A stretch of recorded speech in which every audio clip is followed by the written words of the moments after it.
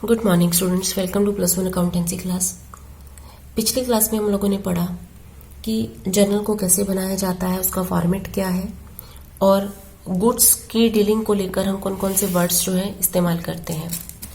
तो हमने पढ़ा कि जितने भी प्रकार के गुड्स को खरीदा जा रहा है या बेचा जा रहा है, अगर वो गुड्स हैं तो उनके लिए 4-5 वर्ड इस्तेमाल किए जाते हैं।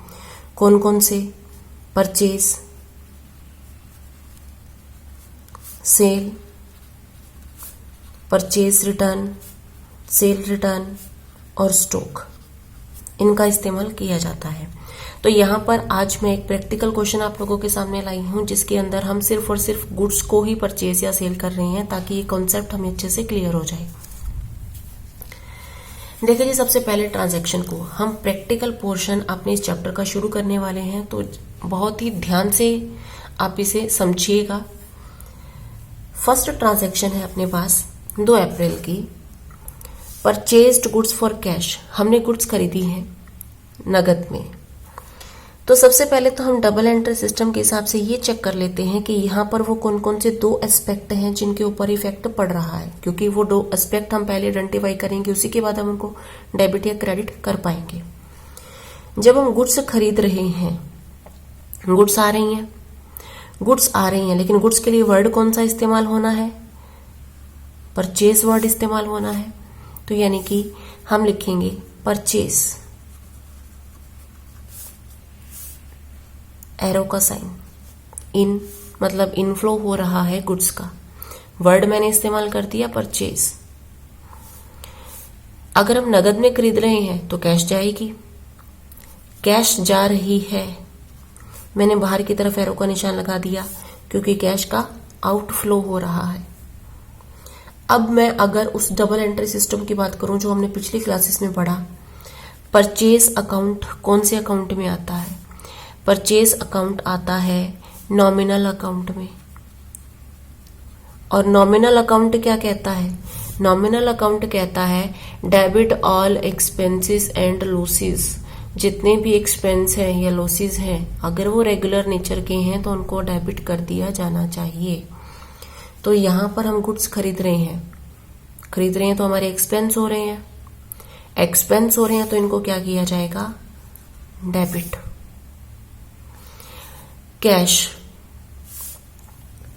कैश कौन से अकाउंट में आता है? कैश आता है रियल अकाउंट में। क्यों? क्योंकि ये हमारी एसेट होती है। अगर ये रियल अकाउंट में आता है तो इसको डेबिट करेंगे या क्रेडिट करेंगे? रियल अकाउंट का रूल कहता है debit what comes in, credit what goes out. Cash जा रही है क्योंकि हम खरीदेंगे तो कैश जाएगी, तो क्रेडिट व्हाट गोज आउट, जो चीज जा रही है उसे क्रेडिट कर दिया जाना चाहिए। दोनों एस्पेक्ट हो गए ना। तो यानी कि हम परचेज को तो डेबिट करने वाले हैं, कैश को क्रेडिट करने वाले हैं।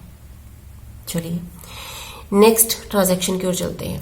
हम अभी जितनी भी मैंने ट्रांजैक्शन लिखी है इनके हम दोनों एस्पेक्ट एक बार पढ़ लेते हैं।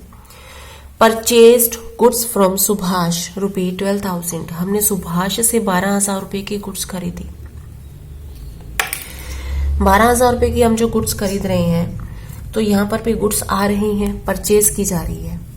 गुड्स खरीद रहे हैं तो परचेज वर्ड इस्तेमाल करेंगे, परचेज। गुड्स का इनफ्लो हो रहा है, सुभाष से खरीद रहे हैं, पर क्या कैश जा रही है? ये क्वेश्चन अभी क्वेश्चन मार्क में है कि क्या कैश का आउटफ्लो हो रहा है? पता नहीं। अकाउंटिंग के अंदर जब भी हम जर्नल तैयार करते हैं तो जर्नल तैयार करते वक्त गुड्स से रिलेटेड जो कुछ स्पेशल चीजें हैं जो हम लोगों ने ध्यान में रखनी है, वो क्या है? गुड्स को खरीदते या बेचते वक्त अगर क्या पार्टी का नाम दिया हुआ है? पार्टी मतलब वो पर्सन जिससे हम खरीद रहे हैं या बेच रहे हैं। क्या कैश वर्ड दिया हुआ है?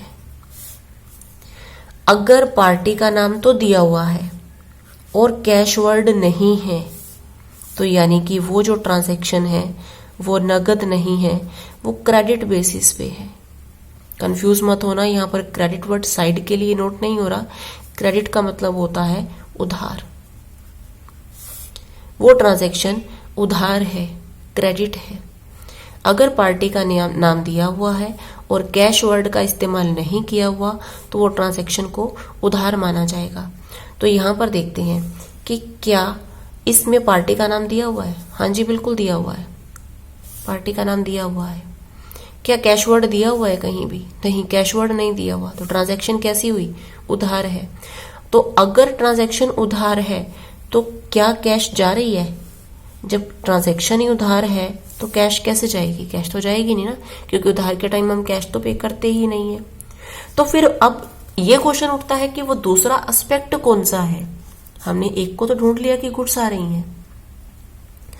देखिए, हम इसको एक एग्जाम्पल के जरिए भी समझ सकते हैं। आपके नियर बाय जो भी शॉप है, आपकी मम्मा आपको बोलते हैं कि जाओ उस शॉप से इस चीज को खरीद के लाओ। आपको बोला गया कि जाओ 2 किलो चीनी खरीद के लाओ, पेमेंट लिखवा आना। आप शॉप पे जाते हो, बोलते हो अंकल जी 2 किलो चीनी दे दो। चीनी उन्होंने दे दी और बोल दिया कि पेमेंट हमारी नोट कर लेना। तो उधार में, क्योंकि ये ट्रांजैक्शन उधार थी ना, तो उसने क्या किया, अपनी जो भी उसने नोटबुक या जो भी उसने बुक लगा रखी है उधार की ट्रांजैक्शन को नोट करने के लिए, वो निकालेगा, आपके नाम के अंदर 2 किलो चीनी और चढ़ा देगा कि 2 किलो चीनी गई हुई है। यानी कि नाम का यूज हुआ। यहाँ पर नाम का यूज कब हुआ? जब आपने उससे उधार में ट्रांजैक्शन की, आपने उससे उधार में खरीदा कुछ। लेकिन अगर वही चीनी आप कैश की पेमेंट करके खरीदते तो क्या वो उस कॉपी के अंदर आपकी एंट्री करता? वो उसके आपके नाम की एंट्री नहीं करता, यानी कि नाम का यूज नहीं होता ना। तो यानी कि जब भी उधार की ट्रांजैक्शन की जाती है तो नाम का यूज होता है। तो यहां पर वो दूसरा एस्पेक्ट रहेगा सुभाष। नाम का यूज हो रहा है। अब हमें ये आइडेंटिफाई करना है कि जो सुभाष है ये डेटर है, ये क्रेडिटर है। क्योंकि बिजनेस के अंदर हमने डबल एंट्री सिस्टम को पढ़ते हुए ये चीज पढ़ी थी कि कोई भी नेचुरल पर्सन बिजनेस में या तो डेटर हो सकता है या क्रेडिटर हो सकता है, यानी कि पर्सनल अकाउंट के अंदर आता है। अब ये डेटर है या क्रेडिटर है, हम इससे उधार में खरीद रहे हैं, परचेज हो रही है। और परचेज के केस में क्रेडिटर्स अराइज होते हैं। तो यानी कि यहां पर ये जो पर्सन है ये हमारा क्रेडिटर है, ये पर्सन है हमारा क्रेडिटर।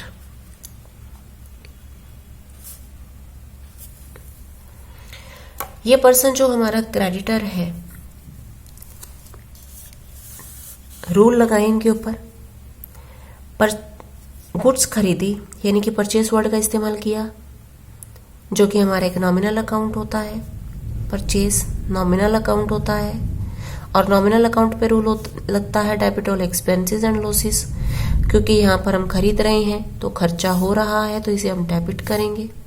दूसरा एस्पेक्ट है अपने पास ये नाम, यानी कि सुभाष क्रेडिटर। इसके ऊपर कौन सा रूल अप्लाई होगा? पर्सनल अकाउंट का, क्योंकि ये एक पर्सन है और पर्सन के ऊपर पर्सनल अकाउंट का रूल अप्लाई होता है। पर्सनल अकाउंट का रूल क्या कहता है? Debit the receiver, credit the giver. हम इससे गुड्स खरीद रहे हैं तो ये रिसीवर है कि गिवर है? गिवर है, क्योंकि रिसीवर तो हम है, ये गिवर है। और गिवर को क्या किया जाता है? Credit the giver. तो दो एस्पेक्ट कौन से हुए? परचेज जो कि नॉमिनल अकाउंट है, हमने उसे डेबिट किया। सुभाष क्रेडिटर पर्सनल अकाउंट है तो हमने इसे क्रेडिट किया।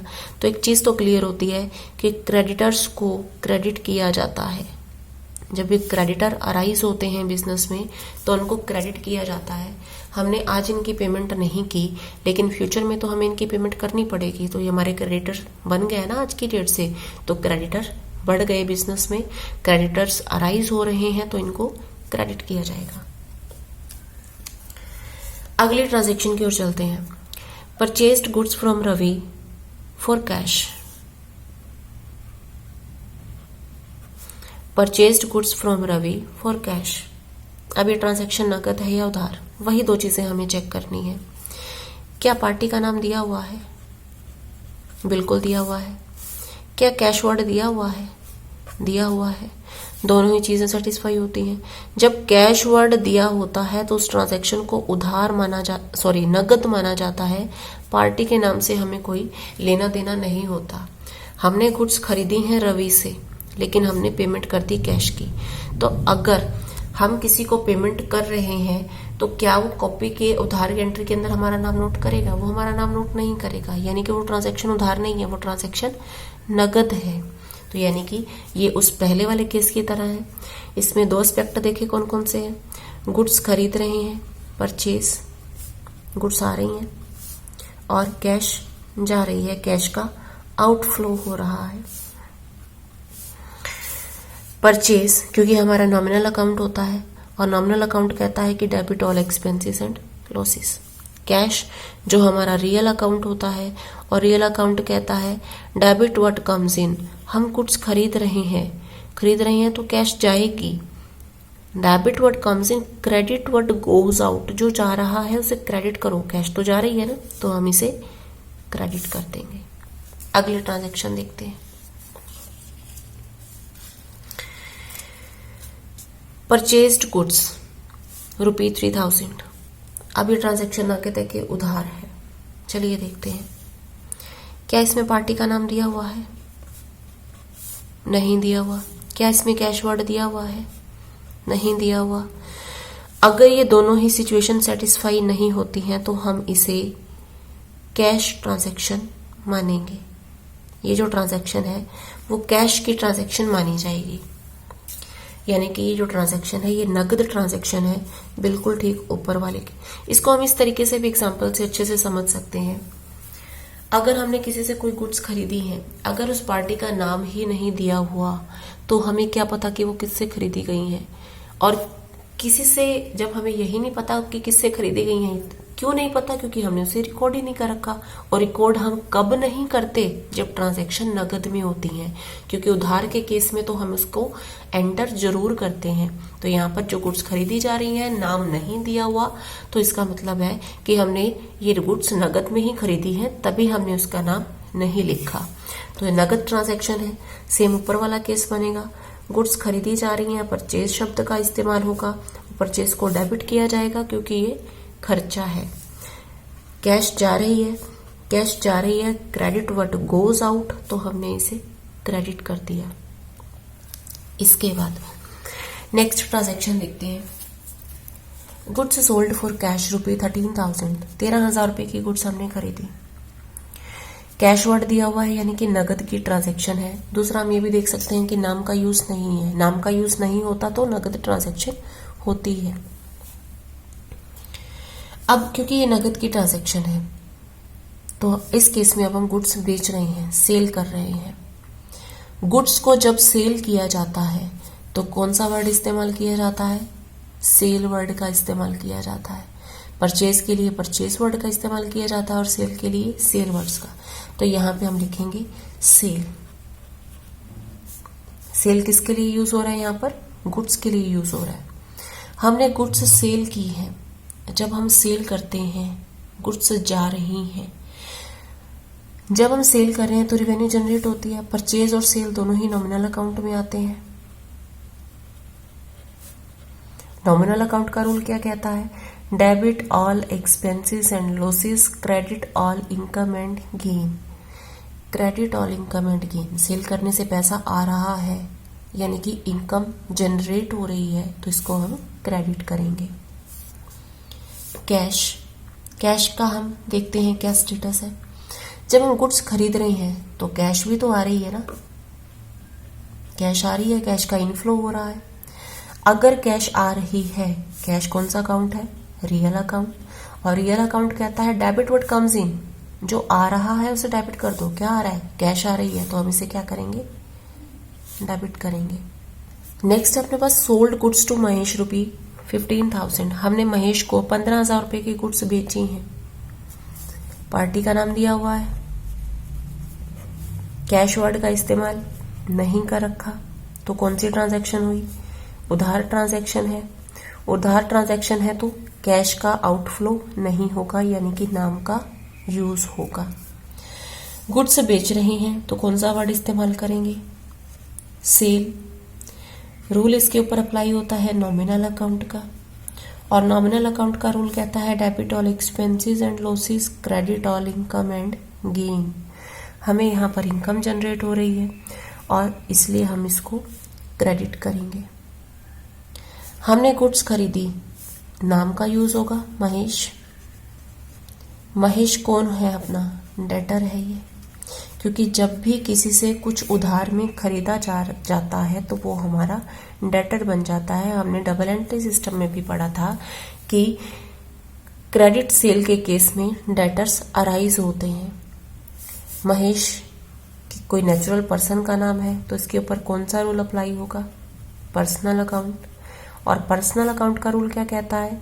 Debit the receiver, credit the giver. अगर रिसीवर है तो उसे डेबिट कर दो, अगर गिवर है तो उसे क्रेडिट कर दो। हमने गुड्स महेश को बेची, गुड्स महेश के पास जा रही हैं, तो महेश रिसीवर है कि गिवर है? रिसीवर हुआ ना गुड्स का। रिसीवर है तो हम इसे क्या करेंगे? डेबिट करेंगे।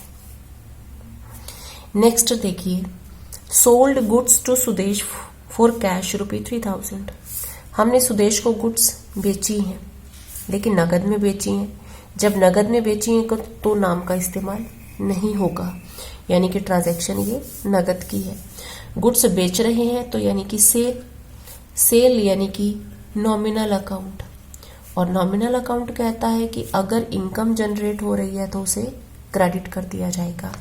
तो सेल नॉमिनल अकाउंट के अंदर आती है। नॉमिनल अकाउंट के रूल के मुताबिक हमने इसे क्रेडिट किया, क्योंकि सेल करने से रेवेन्यू जनरेट होती है, इनकम हमारे पास आती है।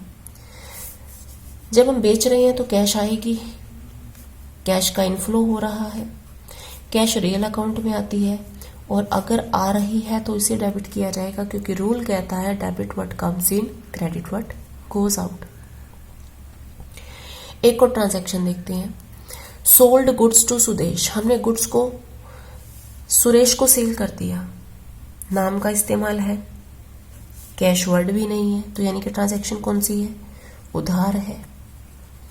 उधार ट्रांजैक्शन में नाम का यूज होगा। गुड्स बेच रहे हैं तो गुड्स के लिए सेल वर्ड इस्तेमाल किया गया, सेल को क्रेडिट किया जाएगा। नाम यानी कि सुरेश। सेल करने से डेटर अराइज होते हैं, पर्सनल अकाउंट में आते हैं। पर्सनल अकाउंट का रूल कहता है debit the receiver, credit the giver. Suresh यहाँ पर डेबिट किया जाएगा क्योंकि ये रिसीव कर रहा है, डेटर को डेबिट किया जाता है। एक चीज और क्लियर हो गई कि डेटर्स को हमेशा डेबिट किया जाता है। डेटर को डेबिट क्यों किया जा रहा है? क्योंकि डेटर अराइज होते हैं, और जब भी डेटर अराइज होते हैं उनको डेबिट किया जाता है। अब इस सारे क्वेश्चन के अंदर कुछ चीजें अपने पास क्लियर हुई है। पहली ट्रांजैक्शन परचेज, क्या किया गया? डेबिट। दूसरी transaction purchase, debit, purchase debit, purchase debit, यानी कि हर एक हाल में परचेज को डेबिट किया जाता है। ठीक है जी। इसके बाद नीचे की ट्रांजैक्शन हमने देखी, गुड्स सेल की जा रही है, सेल को क्रेडिट किया, सेल की हमने गुड्स क्रेडिट किया, सेल की क्रेडिट किया, सेल की क्रेडिट किया। तो यानी कि जो सेल होती है उन्हें भी क्रेडिट किया जाता है, सेल को क्रेडिट किया जाता है। परचेज डेबिट है तो सेल क्रेडिट है। परचेज का मतलब खरीदना, सेल का मतलब बेचना, दोनों एक दूसरे के अपोजिट है। अपोजिट है ना। परचेज का मतलब आ रहा है, सेल का मतलब जा रहा है। परचेज को डेबिट कर दिया तो सेल उसका अपोजिट क्रेडिट ही होना था, क्योंकि डेबिट का अपोजिट भी क्रेडिट ही होता है।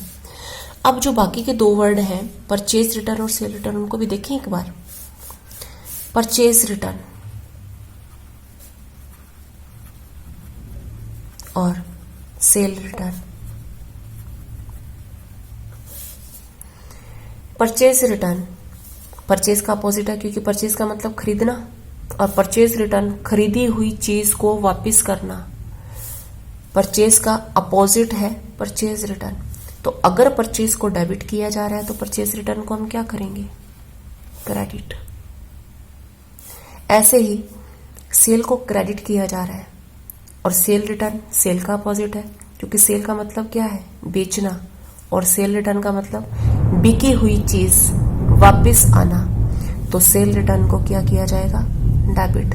तो यानी कि आपको सिर्फ एक चीज याद रखने की जरूरत है, वो क्या, कि परचेज को हमेशा डेबिट किया जाता है। अगर परचेज को डेबिट किया जा रहा है तो सेल परचेज का अपोजिट है वो क्रेडिट हो जाएगा, सेल को हमने आइडेंटिफाई कर लिया। परचेज रिटर्न परचेज का अपोजिट है, क्रेडिट हो जाएगा, और सेल रिटर्न सेल का अपोजिट है तो उसे डेबिट कर दिया जाएगा। एक और चीज आपने देखी इसमें कि जो डेटर्स होते हैं वो जब भी अराइज होते हैं, अराइज का मतलब बढ़ते हैं, उनको डेबिट किया जाता है। और क्रेडिटर जो होते हैं यानी कि जो लेनदार, ये जब भी अराइज होते हैं उन्हें क्रेडिट किया जाता है। डी से डेटर, डी से डेबिट, सी से क्रेडिटर, सी से क्रेडिट। इसको भी हम अच्छे से याद रख सकते हैं ना। डेटर को हमेशा डेबिट किया जाता है, क्रेडिटर को हमेशा क्रेडिट किया जाता है। लेकिन ये चीजें हमको याद रखनी पड़ेगी कि जब भी इनको अराइज किया जाता है, जब ये बिजनेस में अराइज होते हैं, डेटर बनते हैं, तो उसी सिचुएशन में इनको डेबिट किया जाता है। आज की क्लास में हम इतना ही करेंगे। आपकी प्रैक्टिस के लिए मैंने डिस्क्रिप्शन बॉक्स में कुछ ट्रांजैक्शंस दी हुई हैं, उनको प्रैक्टिस कीजिए। अगर किसी को कोई भी दिक्कत आती है तो कमेंट सेक्शन के अंदर अपनी प्रॉब्लम छोड़ सकते हैं। आज की क्लास में हम इतना ही करेंगे। Thank you everyone.